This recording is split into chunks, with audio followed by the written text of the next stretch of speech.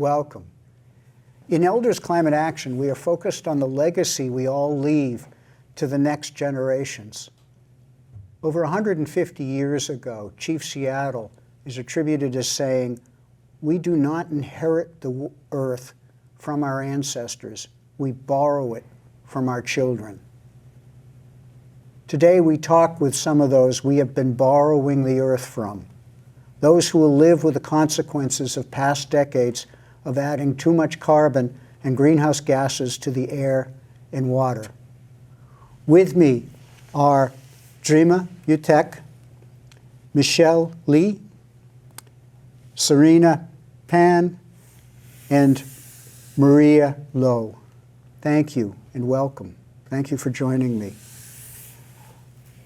So to begin, you've already been active. They're all, I should say, are all students at Chelmsford High School, and you've been active already in the community and doing things for the environment. What kinds of things have you been doing? Well, for the Eco Club, one of our big projects right now is the marker recycling project, where basically we collect tissue boxes or just any box, and we'll label it as marker recycling, and teachers can put their dead dry erase markers in those, and we'll collect them and send them to Crayola where they'll be reused. That's great. Mm-hmm. What else? Adding on to what Drema was saying, in the Eco Club, we're also doing other projects. We're currently working on making infographics to educate people about the environment and about the plastic bag restriction that's been going on in the town. We're also looking towards the town-wide cleanup, which is a project that we'll be taking within the next few months. So that's an outdoor cleanup? Yep. Mm-hmm. Great. I've personally gotten the opportunity to meet with our Senator Michael Barrett to discuss working towards climate change, and all of us were able to attend the meeting for the Chelmsford plastic bag ban, and we were able to get it passed by speaking for the ban. That's great. So you were at the Chelmsford town meeting to get that ban passed. I think we have a clip of that when it was happening. That was just a few months ago, right? Yeah. As of 2017, our town boasted a population of approximately 35,100 people. Doing simple math, if each individual in Chelmsford uses an average of 307 single-use plastic bags each year, it means this after just 1 year, there will be over 10 million plastic bags in total accumulated in Chelmsford alone. These bags are adding up in exorbitant numbers, and each individual bag does a significant amount of damage and harm to the environment. However, there is still time. The environment is still able to recover from this plastic pollution, but this will only happen if we put in the effort. We understand that this effort starts with small steps, and it's through small steps like limiting the use of plastic bags here in Chelmsford that we can have a positive impact on the environment, all while reducing our reliance on single-use plastic bags. Currently, our Ecology Club is focused on bringing change to our high school community. For the last 2 to 3 years, we led a school-wide marker recycling project and have helped organize a town-wide cleanup. While the amount of litter wasn't a major problem just yet, we still picked up a concerning amount. But we need to think bigger. We need to end plastic pollution at its root: production. Restricting plastic bag use here in Chelmsford will help do our part alongside other towns, states, and countries to reduce plastic waste. In fact, most of the plastic you recycle will never get reused and will instead end up clogging landfills, and that's just another reason why this restriction is so important. I mean, think about what this means for single-use plastic bags. Most recycling facilities don't even have the capacity to recycle plastic bags. Single-use plastic bags can take 500 to 1,000 years to deteriorate, and it can take even longer when these plastic bags are stuck in landfills. Even then, plastic is only broken down into smaller microplastics. It doesn't actually disappear from the environment. In addition, plastic bags come at a high cost to the environment, and the effects of this are already showing. As plastic bags are very lightweight, they tend to blow away easily. This causes many bags to end up caught in trees, on the ground, and maybe even in animal stomachs or around their necks. Nearly 100 million marine animals are killed each year due to plastic pollution, and as of 2019, there is an estimated 100 million tons of plastic debris floating in our ocean. If our plastic use only continues to increase, who knows how much damage our ecosystems can withstand before collapsing. But it doesn't have to be that way. We are urging you to use a greener alternative. Recyclable bags. You can use it, you can carry it around, you can use it, you can show it off to your friends. Did I mention you can use it? We handed out some of these before the meeting tonight, and we hope that you will put them to good use. Not only do reusable bags reduce our reliance on plastic grocery bags, but they are also a more sustainable alternative that will make a big difference. As the youth of Chelmsford, we are asking you to please support the single-use plastic bag restriction.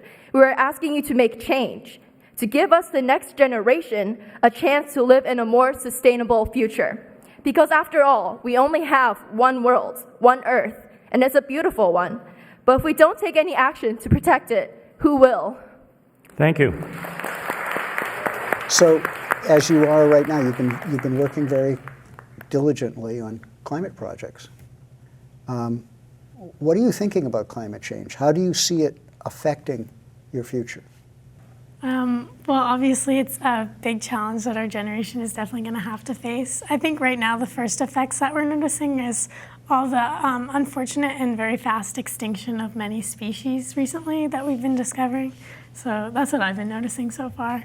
Yeah, and there's also what, like the melting of the ice caps. We have sea levels have been rising because of that. There's been like severe weather. So that's really will affect people's lifestyles in the future. Have you noticed any animals or birds or insects maybe not disappearing, but being less common here in Chelmsford or Lowell in the last few years? You noticed any changes like that? Well, our house always has like a bunch of moths flying around, especially at night. They'll land on our windows attracted to the light. But in recent years, due to like the unpredictable weather patterns and nights being either colder or warmer than usual, I have not been seeing like any moths, maybe 2 or 3. And you know, I used to enjoy watching them just flutter around. Mm-hmm. You know, for me, it was, and do you ever go out and get June bugs, lightning bugs, the ones that flash? Yeah. They used to be thousands of them on a June night. Mm-hmm. Now there are dozens, at least in my yard. Are you talking with your friends about climate change? And what are these conversations like if you're holding them? Well, we've been talking a lot about, like, within, I think a lot of students have been talking a lot about it. We've also been talking a lot about it in the classrooms. I think that most students seem to have like a general consensus of, as far as what I've seen, as in that they do believe that change needs to come, although there's a lot talking about what can students do to bring this change, which I think that's the main focus of the conversation. Is that a hopeful conversation, or is it like, oh, what can we do kind of conversation? I would say it's mostly hopeful. So there are a lot of students talking about bring change and the things that they can do, like the little things. But it's also like we are talking about the big changes that need to happen, as in like legislation and even greater things, like, and also talking to adults, of course. Right. You agree with her? Yes. Okay. Is it ever difficult to discuss climate change with adults? Definitely. Unfortunately, I have some, older people in my life that really don't see the effects or understand it or refuse to acknowledge it because it's not happening like right in front of them. And that can be frustrating because it's something that is just going to continually get worse. And the fact that a lot of our population is like not acknowledging that it exists is very frustrating. Yeah, what's also really frustrating is some people, not just adults, like some people just don't take it seriously. Like even students in our school, a lot of students in our school just don't take it seriously. They make jokes about it, like it's not a problem, but it really is. And I think that's really just very frustrating along with what you said. Is there any dialogue in school about, sort of the pros and cons of being concerned about climate change? Not within our school, but I've heard people in my life saying that how certain things can be inconvenient even if it helps the environment, like picking up litter or using their own, like bring their own bags to grocery stores instead of using plastic or even paper bags. It's just more inconvenient for them, and so they would rather ruin the environment more instead of doing those things. Mm-hmm. It's hard to change habits. Yeah. What do you think of Greta Thunberg? Is she a role model? Do you agree with her accusation that our leaders are doing practically nothing to combat climate change? Well, I see her as a role model, but I do agree that leaders do need to be going for more change, that some change needs to happen, and that they should definitely listen to both the science and the students, because there's something like climate change is happening, and that's something that really needs to be addressed, especially in legislation. I think definitely her accusations towards maybe U.S. legislation are slightly pretty accurate. I think that as a country as a whole, we aren't doing nearly enough for the climate, but I think there are many countries that have set a very high example that are worth following that we can look at, but definitely for the United States, I think her accusations are pretty accurate. Yeah, and I think it was 2017 where the United States decided to leave the Paris Agreement, and I think that's really a big issue in the country. So We can hope that somehow next winter we get back in. yeah. What have you seen? Maybe you just hit some of these, but what else have you seen as good steps to address the climate crisis, either in this community or around the state? Maybe specific things that you've seen being done. I think everyone, like each individual person, can already take some small steps, whether that be through using reusable bags, could be using a reusable water bottle. It's the little things that add up to, in addition to the big changes that legislation and businesses can also help with. There's been a lot of movements against, plastic, especially. I feel like a lot of youth-driven movements, and there's also been a big movement regarding diets, including like veganism and vegetarians, because the production of meat from cows is very detrimental to our environment. So a lot of people have been either reducing their meat intake or just like cutting it out completely, as well as getting reusable bags and water bottles. So I've definitely seen that, especially in like my generation. So yeah. Are there more students are becoming vegetarians or vegans? Yeah. Yeah. Yeah. I support that. I don't go as far as veganism, but I go pretty far into vegetarian. Do you see any like more electric cars on the street, solar cells on the roofs, heat pumps? Is that becoming more common? Is there any conversation about that? Yeah, I think as time goes on, solar panels are becoming more affordable. My family has had solar panels for a while, so it saves money, and we also don't have to use as much gas. And then also, I think there isn't necessarily a complete switch to electric cars, but hybrids are becoming very, very common, which reduces the output of gas that is harmful to the environment. Are there places for people to charge in town? Yeah, at the high school, for example? I think there's one at the library. There's one at the library. Library. There's one right across the street from where I usually drive home, and I believe there's one in the corner of a gas station somewhere. I've seen it around. Yeah. The unfortunate thing about electric cars, though, is not only are they very expensive, but some of the metals that are used to make their batteries are actually very harmful to our environment as well. That's true. So trying to find a balance is hard, especially when you're our age. We can't afford a Tesla. There are some less expensive electric cars than the Tesla, let me tell you. The other thing is I have begun to see businesses being created to recycle the metals in the batteries and so forth. So that's getting started pretty early in the development of that technology, so that's hopeful. What about simple things like riding bikes in town? Are there more people riding bikes? Are there bike lanes?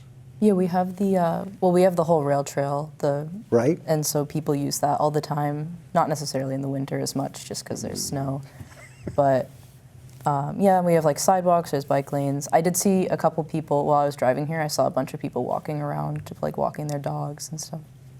I think definitely in kind of the high school climate, there's a lot of movement towards just carpooling to try to save gas or even money, but that's also beneficial for the environment as well. My car has 4 people in it every time we go to school every day, so just little things you can do to And there's also public transportation, although it's not as common around like Chelmsford at least, but I know that in other towns that's used a lot, and it's really good to do that because it's similar to carpooling, but it's within like a larger group.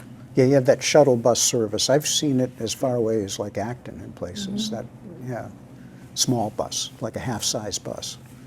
Yeah, that's great. One thing I noticed around Lowell is that they now have these public bikes that people can use. I've tried one out myself. It's like pretty useful, especially when I want to get somewhere, you know, that's pretty far away, but my parents aren't home to drive me, or I don't know the route really well. And you know, I've seen so many of them around Lowell, and I've seen people using them, and can't help but feel like, wow, Lowell's really making a positive step. It's interesting. So when you compare Lowell and Chelmsford, do you see differences in how fast things are being taken up to make a difference for the climate?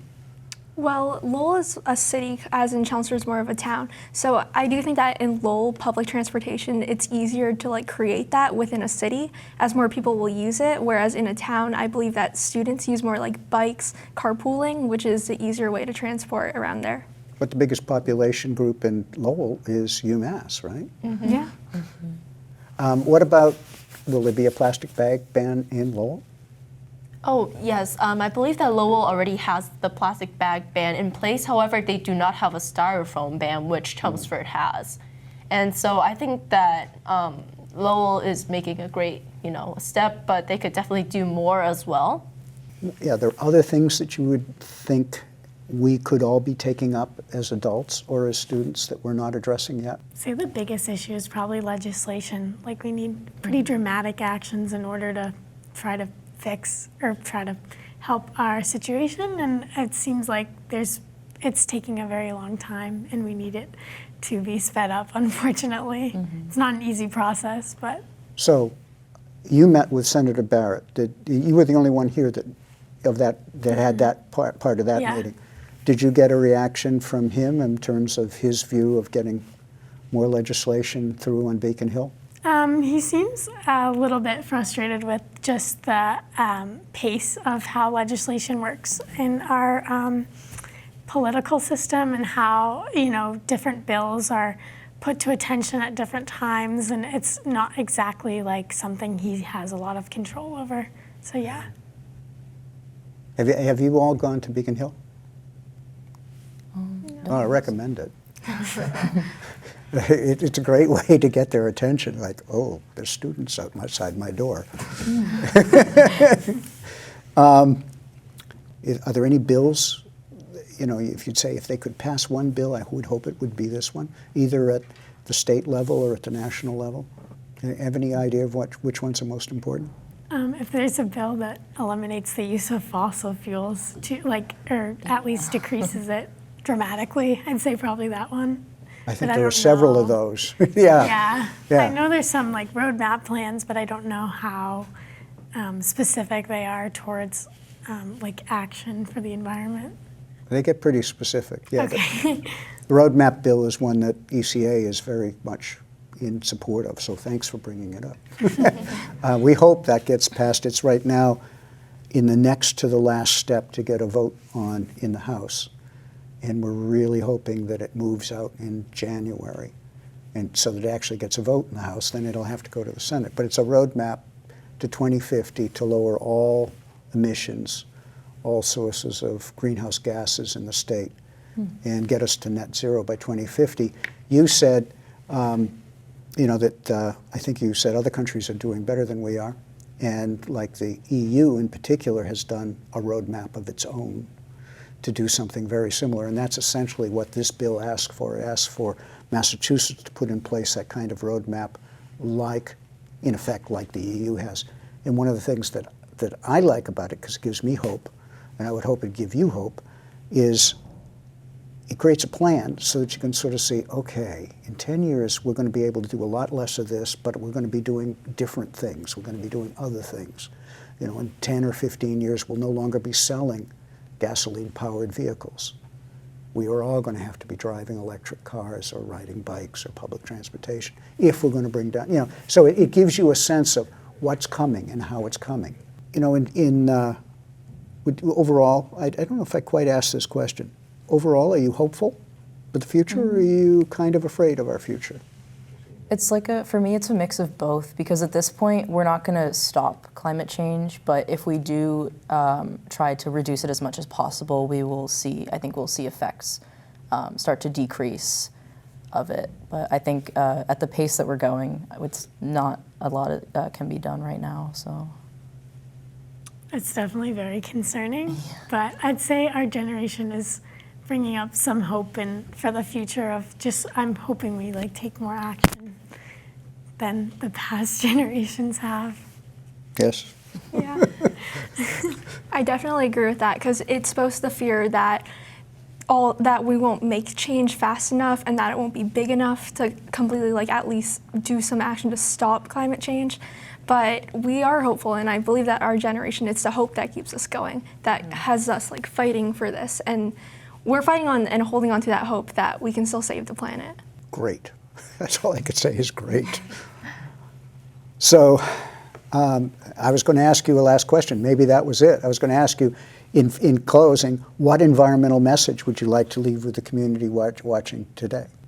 It's worth the daily sacrifices of a few extra minutes in the morning, or just switching to different alternatives in your life, because if you can make any difference, a small difference is better than nothing. Kind of if you're not part of the solution, you're still part of the problem. Yeah, a small group of people trying to make really big differences in their lives is going to be a lot less effective than a very, very large number of people just making very simple changes in their lives to reduce their carbon footprint, and that's what we need right now. Mm-hmm, definitely. And also there's, everyone can use their voice to just try to put pressure on both businesses and legislation to try to get more legislation done, and have bigger changes come along with, of course, your daily lives, and adding on to making more eco-friendly choices. Great. Well, thank you very much. We're very glad to have you here with us today, and look forward to seeing you succeed. I was going to say seeing you in the streets, but maybe I shouldn't say that. Seeing you on Beacon Hill. Thank you very much. Thank you Thank you so much for having us. Yeah, thank you.